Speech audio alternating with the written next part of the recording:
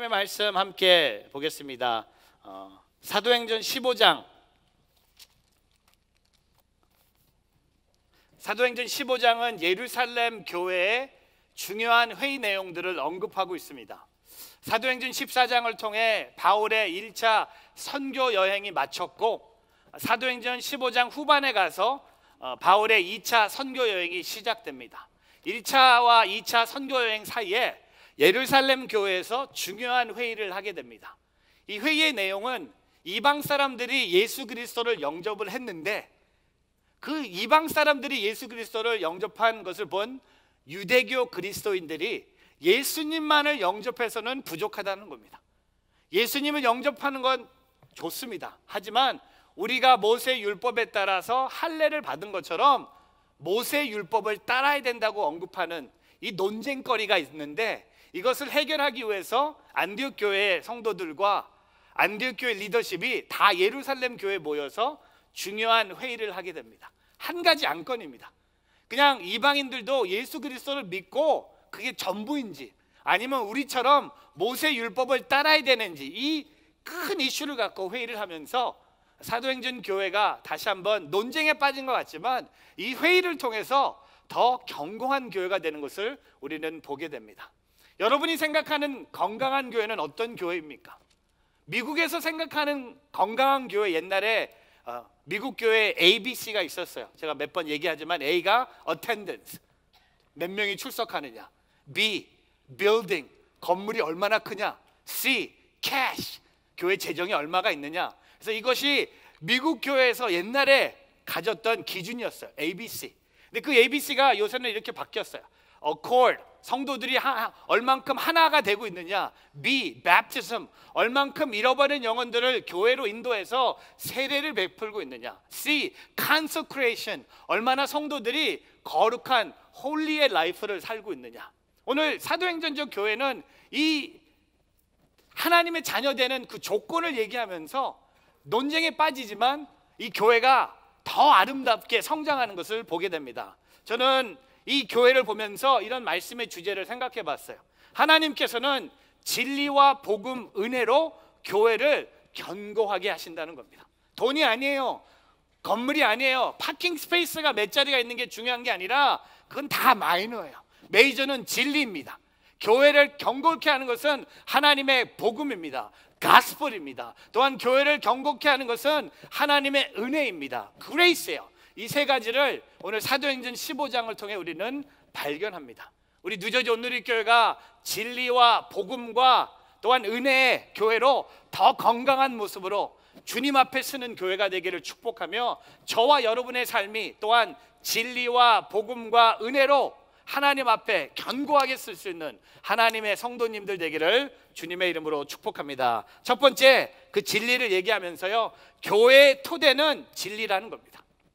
교회에서 가장 중요한 게 있다면 바로 진리예요. 그 진리만 붙잡으면 되는 거야. 그 진리를 없이 다른 걸 붙잡는다? 그건 교회가 아니에요. 그 진리를 붙잡고 다른 것을 더 붙잡아야 된다? 그것도 교회가 말할 것이 아니라는 겁니다. 먼저 붙잡아야 될 건 뭡니까? 교회의 토대는 진리라는 것입니다. 오늘 말씀에 1절 말씀이에요. 오늘 이것이 사도행전 교회 문제입니다. 유대에서 몇몇 사람들이 안디옥으로 내려와 형제들을 가르쳤어요. 예루살렘 교회 성도들이 안디옥 교회 가서 가르쳤어요. 근데 가르침이 뭡니까? 모세가 가르친 관례에 따라 할례를 받지 않는다면 구원을 받지 못한다고 가르치는 거예요. 여러분, 안디옥 교회, 이방인들을 위해서 세워진 교회입니다. 근데 예루살렘 교회는 역사적 전통적인 교회죠. 유대인들 중심으로 세워진 교회와 안디옥 교회가 다른 점이 있었어요. 근데 예루살렘 교회 리더들이 안디옥 교회에 와서 이 내용을 가르친 거예요. 예수님을 믿어서 구원을 받기에 충분하지 않다고 가르친 거예요. 모세 율법을 지키고 할례를 받아야만 너희들도 우리처럼 구원을 받을 수 있다고 가르쳤다는 겁니다. 잘못된 가르침이죠. 근데 저는 이런 생각해봐요. 야, 성령이 임해서 세워진 예루살렘 교회도 이런 것을 가르치는 사람들이 있었다면 지금 우리 세상에 살고 있는 교회도 이런 잘못된 가르침을 가르치는 사람들이 있을 수 있다 없다? 있다는 거예요. 여러분, 중요한 것은 이 잘못된 가르침을 그냥 내버려 두지 않았다는 겁니다. 진리를 붙잡기 위해서는 잘못되게 가르치는 사람들을 찾아가서 다시 가르쳐서 그들의 가르침이 틀렸다는 것을 성경은 보여주고 있다는 겁니다. 근데 그 어려움이 2절 말씀에 보니까 이 말로 인해 바울과 바나바는 그들과 적지 않은 충돌과 논쟁을 벌인 거야. 바울과 바나바는 이방 사람들에게 예수 그리스도만으로 구원을 받을 수 충분하다는 거야. 근데 그들이 가르치는 것과 바울과 바나바의 가르침이 달랐기 때문에 충돌과 논쟁이 있습니다. 그래서 안디옥 교회는 할 수 없이 바울과 바나바를 세워 몇몇 신자들과 함께 이 문제를 예루살렘 교회로 보내는 거예요. 왜냐하면 예루살렘 교회 가면 사도들과 장로들이 있었기 때문에 이 문제를 어떻게 생각할지를 알아보려고 오늘 이 회의가 예루살렘에서 진행이 됩니다. 여러분, 진리의 문제였기 때문에 예루살렘 교회의 회의가 진행이 됩니다. 근데 오늘 보세요. 본문 말씀에 6절 말씀입니다.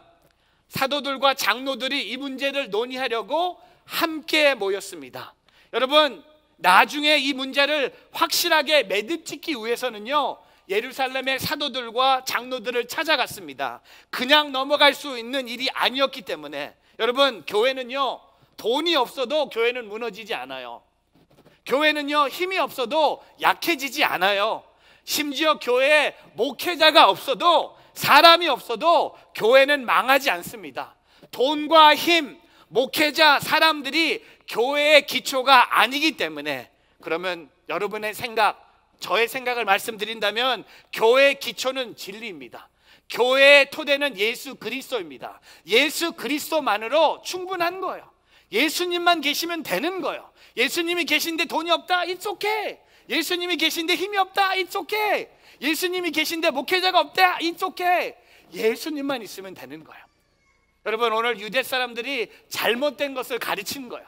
진리만 있으면 되는 거예요. 진리이신 예수님을 만나면 되는 거예요. 그게 구원받는 유일한 하나님 나라의 방법이라는 겁니다. 여러분, 건물의 기초가 흔들리면 건물 전체가 위태로워지고, 교회 안에 진리가 흔들린다는 것은 교회가 위태로운 거예요. 그러므로 우리는 진리를 잘 소유해야 됩니다. 선교를 해도 복음의 진리를 전해야 되고, 차세대 교육에도 복음의 진리를 전해야 되고, 예배를 드려도 영과 진리로 믿음과 진리 위에 서야 한다는 겁니다. 제가 이번 주에 러시아에 계신 선교사님한테 카톡을 받았어요. 오랜만에. 근데 이분이 카톡을 보내셨는데 러시아로 언어로 된 생명의 삶을 저한테 보내주신 거야. 왜 보냈나 봤더니 저도 몰랐어요. 저도 10월달 생명의 삶 리빙 라이프 광고하면서 몰랐는데 10월달 이 생명의 삶에 제 인터뷰가 있는 걸 저를 몰랐어요. 근데 이 러시아에서 보시고 러시아에서 있는 선교사님이 보내주신 거야. 진짜요. 이번 10월달 생명의 삶에 제가 있어요. 근데 저는 언제 이런 인터뷰를 했는지 기억이 안 나.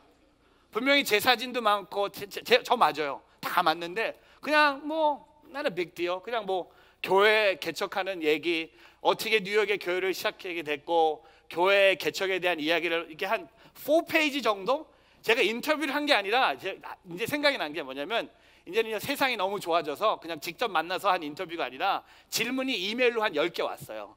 그리고 그 질문 이메일을 제가 그 전화기에 녹음기 있잖아요. 녹음해갖고 파일로 보낸 게 그게 전부였어요. 잊어버리고 있었어요. 근데 러시아에서 선교사님이 보낸 거야. 그리고 그냥 저는 뉴저지로 돌아와서 리빙 라이프에 봤는데 우리 순장님 한 분이 이걸 보고 보내주신 거였어요. 그랬더니 제가 여기 인터뷰 내용 중에 쓴 내용을 이렇게 얘기하더라고요. Growth is not something I plan. I believe growth is result of the Lord working and the Spirit of God moving in a church. 교회 성장은 내가 계획한 것이 아니라 교회 성장은 하나님께서 일하시는 것의 열매고 성령님께서 교회를 주장하셨다는 사인이다 하고 제가 얘기했다는 거예요. 제가 들어도 너무 파워풀한데 진짜 내가 이런 얘기를 했나? 근데 제가 읽어보면서 와, 제가 은혜를 많이 받았어요. 다시 한번 진리를 생각할 수 있는, 첫사랑으로 돌아가면요, 우리가 예수 그리스도를 처음 영접했을 때 내가 구원받기 위해서 뭐 열심히 일해서 구원받는 거 없어요. 내가 돈이 많아서 돈을 지불하고 구원받은 사람 아무도 없어요. 내가 좋은 일을 많이 해놔서 그 좋은 일이 이만큼 차서 구원받은 게 아니라, 구원은요, 복음은 뭡니까? 내가 이 진리이신 예수님이 내 삶 속에 임하는 은혜가 어떻게 고백합니까? 거저 받은 거고요, 그 받을 만한 합당한 삶을 내가 살지 못했고, 또한 내가 그 은혜를 갚을 수 있는 길이 아무것도 없는 거예요. 딱 한 가지, 나는 예수님을 통해 나는 구원받은 거야. 오늘 그것을 예루살렘 교회의 몇몇 성도들은 잘못된 가르침을 가르쳤지만, 예루살렘 리더십은 그걸 깨닫고 복음 하나, 진리이신 예수님 하나로 모든 구원의 역사가 완성됐음을 선포했다는 겁니다. 여러분 잘 알잖아요. 2차 선교 여행이 있잖아요. 바울이 3차 선교 여행도 가잖아요. 그 2차와 3차를 갈 수 있는 배경이 뭡니까? 예루살렘에 있는 교회 리더십이 예수 그리스도만이 교회의 토대의 진리임을 선포했다는 겁니다. 사랑하는 성도 여러분, 교회를 견고케 하는 것은 예수 그리스도입니다. 목사가 아니에요. 장로님들이 아니에요. 성도의 숫자가 아니에요. 재정이 얼마 있느냐가 아닙니다. 교회를 견고케 하는 것은 어제도 그랬고 오늘도 그럴 거고 내일도 그럴 겁니다. 바로 예수 그리스도이십니다. 그분만이 우리의 삶의 진리이시고 진리가 우리를 자유케 하셨으므로 그 진리이신 예수님 앞에 우리의 삶을 온전히 드리는 저와 여러분이 되기를 주님의 이름으로 축복합니다. 두 번째, 이 복음에 대해서 얘기하면서요, 교회의 인테리어는 복음이라는 겁니다. 제가 오늘 약간 아키텍트, 건축하는 사람처럼 얘기하고 있는데, 이 교회 인테리어가 복음이라고 얘기하고 있는 거야. 교회 인테리어는 금이 아니에요. 교회 인테리어는 사람의 그림들이 아닙니다. 오늘 사도행전 교회가 얘기하고 있는 교회의 인테리어는요, 복음이라고 얘기합니다. 여러분 보세요. 오늘 말씀에 1절 말씀을 다시 한번 돌아가면요, 모세가 가르친 관례에 따라 할례를 받지 못한다면 구원을 받지 못했다는 거야. 잘못된 복음입니다. 근데 5절을 보세요. 그때 바리새파에 속해 있던 신자들 몇몇 사람들이 일어나 말했습니다. 이방 사람들이 할례를 받고 모세의 율법을 지키도록 해야 합니다. 우리도 모세의 율법을 지켰습니다. 할례를 받았습니다. 모든 사람들이 예수 그리스도의 구원을 경험했다면 이 사람들도 우리처럼 할례를 받아야 되고 모세 율법을 따라야 됩니다 라고 얘기합니다. 여러분, 이것은 복음이 아니에요. 이건 잘못된 복음이에요. 틀린 복음입니다. 복음처럼 보이지만 복음이 아니에요. 하나님이 계획하신 복음이 아니에요. 하나님이 원하시는 교회 인테리어는 복음이에요. 그 복음은 예수 그리스도로 완성된 거예요. 예수 그리스도로 충분한 거예요. 예수 그리스도 외에는 다른 길이 없는 거예요. 예수 그리스도와 함께 할례 받지 않아도 돼요. 모세 율법 지키지 않아도 돼요. 나는 예수 그리스도만 믿으면 되는 거예요. 여러분, 우리가 교회와 가정 안에 왜 복음을 계속 선포해야 됩니까? 이런 사람들이 교회에 있다는 거예요. 2000년 전에 예루살렘 교회도 있었으면 저는요, 우리 뉴저지 온누리 교회도 많이 있다고 생각해요. 그거 누구를 비판하는 것도 아니고요, 누구에게 손가락질하는 것도 아니고요, 복음이 필요한 사람들이 우리 교회 안에 있다는 겁니다. 교회 밖에만 있는 게 아니라 지금 이 예배당에서 예배를 드리시는 분들 중에 복음을 잘 이해 못하는 분들이 계세요. 그렇기 때문에 교회는 반드시 인테리어가 복음이 돼야 된다는 겁니다. 어제 교회 순장님, 순모님과 함께 이렇게 만나서 얘기를 하는데, 목사님, 이번 주에 드디어 순예배를 드렸습니다. 그래서 나는 순개강이 언젠데 이번 주에 첫 순예배를 드렸대. 제가 조금 자세히 개강을 했는데 아무도 안 왔대. 첫 주도 아무도 안 오고, 둘째 주도 아무도 안 오고, 셋째 주도 안 오고, 넷째 주도 안 왔대. 다 바쁘다고, 그리고 토요일 순으로 바꿔달라고 그러고, 그리고 뭐 3개월 동안 여행 가야 된다고, 하여튼 순예배 안 나오는 핑계가 한 10,000개 정도는 생기는 것 같아요. 한 달 동안 와이프랑 혼자서 순예배를 드렸대. 근데 지난 금요일 날 한 가정이 왔대. 근데 눈물을 흘리면서 저한테 얘기를 하는 거예요. 목사님, 한 가정이 왔어요. 두 가정이 같이 순예배를 드렸어요. 근데 순모님이 얘기하는데 너무 행복했어요. 너무 은혜가 충만한 순예배였어요. 금요일 오늘도 아무도 안 올 줄 알았는데 갑자기 누가 도어벨을 누르대. 딸이 문을 열었고 누구세요? 새로운 분이 와서 순예배를 처음으로 드렸다는 거예요. 여러분, 우리 교회 안에 복음이 필요한 사람들이 있어요. 교회 밖에는 뭐 말할 것 없지만 이 교회 안에 여러분 그 순장님 순모님 얼굴을 보는데 한 가정이 순예배 참석한 게 너무나 기쁜 거야. 둘이 드리다가 이제 한 가정이 더 오니까 그 기쁨을 나누는 너무나 은혜가 충만한 순예배를 드렸다고 고백하는 거였어. 여러분, 오늘 우리의 삶 속에 복음이 필요한 사람들이 우리 주변에 있습니다. 교회 안에 있습니다. 여러분 가정에 있습니다. 여러분 손 식구들 안에 있습니다. 여러분 옆자리에 앉는 분에게 복음이 필요할지도 몰라요. 여러분, 오늘 그 복음, 교회가 이 인테리어 모든 우리 교회 벽에 복음이 있다면 이 교회에 들어오는 모든 사람들이 복음이신 예수 그리스도를 만날 수 있어야 된다는 겁니다. 아까 불렀던 찬양 합당하신 주 가사를 좀 띄워주세요. 제가 온두라스에 갔다 와서 한 가지 갖고 왔어요. 이 찬양을 갖고 왔는데 솔직히 이 찬양이 온두라스에서 불렀던 스페니시 찬양입니다. 이 스페니시 찬양에 제가 이번 온두라스 집회마다 불렀던 찬양인데 너무나 저에게 은혜를 많이 주는 찬양이었어요. 근데 이 찬양을 제가 돌아오자마자 장동원 목사님에게 숙제를 줘서 빨리 한국말로 번역을 해서 한국 찬양을 만들어 보라고. 근데 오늘 한국말로 하는데 역시 한국말로 한 것만큼 스페니쉬로 불러야 돼요. 근데 이 찬양에 우리가 부를 수는 없잖아요. 근데 이 찬양의 후렴에 우리 아까 그 마지막 그 후렴의 그 고백, 영원히 찬양받기에 합당한 나의 하나님 주 앞에 엎드려 경배드리네. 제가 이 영상을 한 1분짜리를 찍어봤어요. 제가 설교하기 전에 올라가기 전에 이 찍은 영상을 우리 한국의 온누리교회 자매가 1년 동안 이 찬양을 스페니쉬로 1년 동안 스페니쉬로 준비한 찬양을 혼자 솔로로 부르는 장면입니다. 보세요.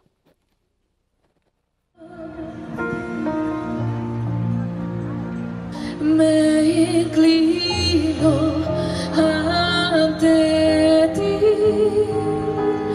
Rey que perdonas multitud de errores. Me inclino ante ti,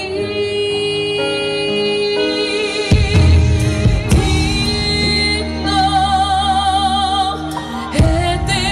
eternamente, digno, impresionante, digno, solo ante ti me inclino. 이 찬양을 부르면서 찬양에 합당하신 주, 그 주님은 찬양받기 합당하신 주, 내 삶을 드려도 합당하신 주. 여러분, 복음이 뭡니까? 복음이 우리의 삶에 우리의 선포해야 될 내용이에요. 예배를 드리던 삶을 살아가던 일을 하던 선교를 가던 기도를 하던 늘 우리의 삶을 통해 선교, 복음, 그리스도, 진리 이런 것들이 나타남으로 우리 교회 모든 인테리어가 복음이 되는 겁니다. 주일 설교 강단에도 복음이 선포되어야 됩니다. 차세대 부서에도 복음이 선포되어야 됩니다. 순예배에서도 복음이 선포되어야 됩니다. 가정에서도 복음이 선포되어야 됩니다. 우리의 인테리어는 복음이 되어야 된다는 겁니다. 제가 온두라스 갔다 오자마자 연락을 하나 받았어요. 인투 성도 한 분이 18개월 동안 암으로 투병하다가 하나님 품에 가셨어요. 그래서 가족들이 장례 예배를 준비하다가 그래도 아내가 좋아했던 마크 목사님에게 장례 천국 환송 예배 설교를 부탁하고 싶어서 제가 온두라스에서 도착하자마자 연락을 받았어요. 제가 인투를 떠나고 나서 한 번도 뵙지 못했던 가정이었어요. 자매가 56밖에 되지 않았어요. 근데 장례식 부탁을 받아서 이제 가족들과 함께 모임을 갔는데 아내가 살아있을 때 마크 목사님의 설교를 많이 좋아했다고 얘기하더라고요. 전 처음 들었어요. 한 번도 들어본 적이 없는데, 그래서 목사님이 한 번 더 우리 아내에게 천국 간 우리 아내에게 말씀을 전해 주셨으면 좋겠습니다. 그래서 저는 뭐 무조건 장례식이니까 해드린 게 마땅한 것 같아서 그렇게 해드리겠습니다 했는데, 목사님 부탁이 있는데 장례식에 참석하는 분들은 99% 다 미국 분들입니다. 영어로 해주십시오. 이게 또 부담이 되는 거예요. 천국 환송 예배 한국말로 해도 부담이 되는데 천국 환송 예배를 영어로 부탁을 받은 거예요. 맨하탄에 있는 작은 그 퓨너럴 하우스에서 250명이 모였고 대부분 미국 분들이었어요. 제가 복음을 선포했어요. 제가 이렇게 복음을 선포했어요. 장례식에 God is real. Heaven is real. Salvation is real. 하나님도 계시고 천국도 있고 복음도 있다는 겁니다. 제가 한 10분 동안 그것만 선포했어요. 담대하게. 이 자매가 하나님 품에 갔다는 겁니다. 하나님이 계시기 때문에 하나님의 품에 갔고, 이 자매는 지금 천국에 갔고, 그 천국에 갔다는 것은 구원이 이루어졌다는 겁니다. 그래서 제가 250명에게 복음을 전했어요. 혹시 여러분 아직 예수 그리스도를 모르신다면 오늘 예수님을 영접하십시오. 여러분, 제가 결혼식 가서 예수님 영접하라고 말 못해요. 신랑 신부 앞에서, 하객들 앞에서 결혼식 가면요 사랑 얘기해 줘야 돼요. 그 사랑 얘기해봐야 뭐야. 결혼하면 또 싸워 막 할 텐데, 근데 결혼식 가서는 사랑 얘기만 해줘야 돼요. 어제도 가서 two is better than one. No way, one is better than one. 이렇게 얘기해야 되는데, 어제 결혼식 가서 제가 본인들이 전도서 4장 구절을 해달래요. 두 사람이 한 사람보다 낫다고. 읽고 나서 저는 속으로 아닌데 혼자 있는 게 좋은데 결혼하고 이게 많이 당할 텐데 근데 결혼식 가서 사랑 얘기를 많이 해줬어요. 근데 장례식 가서 예수 그리스도를 전할 수 있어서 너무 기뻤어요. 장례식 자리에서 하나님은 진짜십니다. 헤븐은 진짜 있습니다. 구원이 진짜 이루어졌습니다. 기뻐하십시오. 그래서 선포했어요. 그리고 예배가 끝났는데 미국 분들이 지나가면서 저한테 You delivered a very powerful message. 이 자매 자녀들이 맨하탄의 유명한 그 캐톨릭 스쿨을 다니는데, 그 캐톨릭 스쿨의 그 프리스트가 저한테 와서 혹시 시간이 되면 본인 학교에 와서 설교 좀 해달라고. 왜냐면 우리 학생들 중에 캐톨릭 스쿨을 다니는데 신앙은 교회에서 신앙생활을 하고 있는 프로테스탄트 개신교 학생들이 있대. 그 학생들을 위해서 한번 설교하러 와달라고. 그래서 제가 what's your body? I'm pretty busy, I'm 1 year advance at least, I can't really come. 이렇게 막 해서 빠져나왔는데, 제가 집에 오면서 생각해봤어요. 목사로서 할 수 있는 최고 뭡니까? 복음을 전할 수 있는 거예요. 오늘도 복음 전할 수 있는 거예요. 여러분, 복음 하나로 충분한 거예요. 예수 그리스도로 충분한 거예요. 예수 그리스도가 우리 교회 인테리어가 되는 거예요. 어떤 사역을 하든, 어떤 순예배를 드리든, 어떤 선교를 가든 늘 복음으로 우리가 인테리어가 되는 거예요. 사람들이 보고 복음만 보는 거예요. 복음이 누굽니까? 예수 그리스도만 보는 거예요. 온누리 교회를 보는 게 아니에요. 마크채 목사를 보는 게 아니에요. 온누리 교회 찬양팀을 보는 게 아니라 내 안에 있는 예수 그리스도, 그 복음이 내 삶의 인테리어가 되는 거예요. 여러분 생각해 보세요. 여러분 머리부터 발끝까지 복음의 옷을 입은 거야. 여러분을 만나는 모든 사람들이 복음을 보는 거야. 복음을 듣는 거예요. 복음을 느끼는 거예요. 여러분, 그 복음 하나로 예수 그리스도 앞에 나오는 오늘 저와 여러분의 삶이 되기를 주님의 이름으로 축복합니다. 아까 그 온드라스 찬양 보면서 너무 찬양이 좋은 거야. 이 찬양, 그 찬양받기 합당하신, 그 영원하신 그 주님을 찬양하는 그 복음의 삶을 사는 저와 여러분 되기를 축복합니다. 세 번째, 복음이 우리의 인테리어라면 우리의 엑스테리어는 뭡니까? 은혜예요. 우리 안에 복음, 또 우리 엑스테리어는 뭡니까? 우리 안에 은혜임을 고백합니다. 그걸 누가 얘기합니까? 여러분, 오늘 7절에 보니까 베드로가 오랜만에 등장해요. 여러분 베드로 누군지 아시죠? 베드로가 사도행전 앞부분에는 메인 리더였는데 갑자기 바울이라는 사람이 등장하면서 베드로가 약간 뒤로 가요. 근데 오늘 중요한 예루살렘 교회 회의하는 그 자리에 베드로가 역시 다시 등장합니다. 같이 한번 읽어보겠습니다. 7절부터 8절, 9절 같이 있습니다. 오랜 시간 동안 토론한 끝에 베드로가 일어나 그들에게 말했습니다. 형제들이여, 여러분도 알다시피 얼마 전에 하나님께서 여러분 가운데서 나를 선택해 이방 사람들로 내 입술을 통해 복음의 말씀을 듣고 믿게 하셨습니다. 8절, 그 마음을 아시는 하나님께서는 우리에게 하셨던 것처럼 이방 사람들에게도 성령을 주셔서 그들을 인정하셨습니다. 9절, 하나님께서는 그 마음의 믿음으로 깨끗하게 하셔서 우리와 그들 사이에 차별을 두지 않으신 것입니다. 여러분 베드로가 오랜만에 말을 해요. 그 핵심적인 예루살렘 교회 리더 베드로가 일어나서 뭘 얘기합니까? 이 사람들 차별하지 말라는 거예요. 같은 성령 받았고 같은 하나님의 은혜를 경험했고 이들은 우리가 따랐던 모세 율법을 따를 필요가 없다는 겁니다. 그거는 중요하지 않는다는 거예요. 여러분 은혜 하나로 만족하라는 겁니다. 교회 안에 인테리어가 복음이라면 교회 엑스테리어는 은혜라는 겁니다. 우리가 구원받은 건 다 하나님의 은혜라는 겁니다. 나는 은혜를 이렇게 받았는데 이 사람에게 은혜를 이렇게 받는다고 얘기하지 말라는 겁니다. 당신이 경험한 하나님은 똑같이 이 사람에게도 경험할 수 있는 하나님이라는 겁니다. 여러분 구원은 선물로 주심을 말하고 있는 거예요. 구원은 유대인들에게 선물로 주셨고 이방인들에게도 하나님이 주신 선물이라는 겁니다. 그래서 오늘 보세요. 10절과 11절에 그런데 여러분은 어째서 우리 조상이나 우리가 질 수 없었던 무거운 짐을 이방 신자들에게 지워서 하나님을 시험하려고 하십니까? 여러분 하나님을 왜 시험합니까? 그리고 왜 무거운 짐을 이방 사람들에게 지게 만듭니까? 그리고 11절 우리는 그들과 마찬가지로 주 예수의 은혜로 구원받는다고 믿습니다. 여러분 이게 오늘 베드로의 모습이에요. 주 예수의 은혜로 구원받는다고 믿습니다.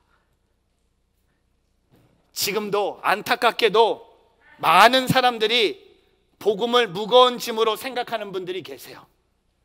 예수 그리스도를 믿고 복음을 받아들이고 하나님의 자녀가 되는 것, 기독교인이 되는 것, 교회 나오는 것을 매우 무거운 짐을 느낍니다. 매우 부담스러워 하십니다. 이것은 우리가 세상에 복음의 은혜가 아니라 율법의 복음을 선포하기 있기 때문이에요. 세상 사람들에게 종교적 의무만을 강조했기 때문에 은혜의 복음이 증거하지 않는 것입니다.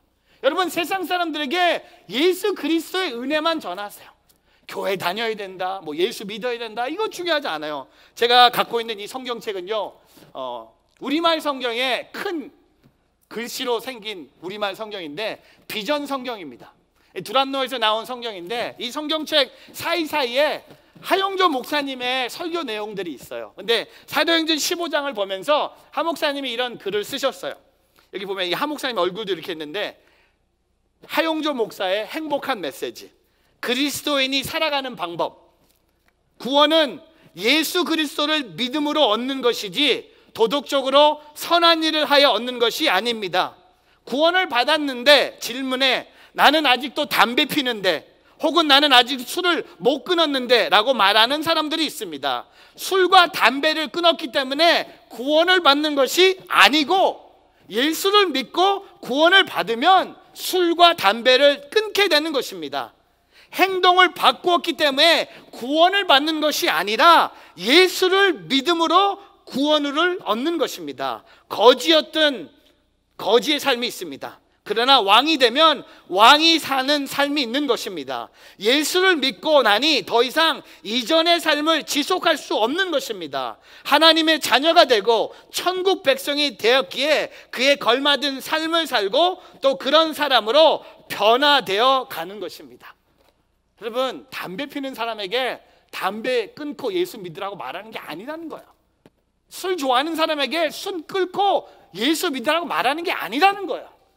예수를 믿는 게 중요한 거지 어떤 율법을 지켜서 예수님을 믿을 만한 자격이 세워지는 게 아니라는 겁니다.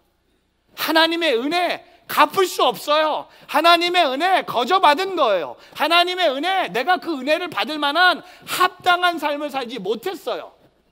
여러분, 제가 우리 교회 밖에 성경 말씀 하나를 우리 앤더슨 애비뉴 하나 이렇게 붙이고 싶어. 근데 이 교회 사인을 1개 이상 붙일 수 없는 게 이 폴리의 법이에요. 만약에 법을 제가 시의원이 돼서 만약에 힘이 생겨서 통과할 수 있다면, 하나를 더 붙일 수 있다면 저는 이 마태복음 11장 28절을 붙이고 싶어요. 이 말씀, 마태복음 11장 28절 영어로 붙일 거야. 그리고 컴을 크게 만들 거야. 판트를 제일 크게 컴 다 오라는 거야. 누구요? 수고하고 무거운 짐을 진 모든 사람 다 내게로 오라.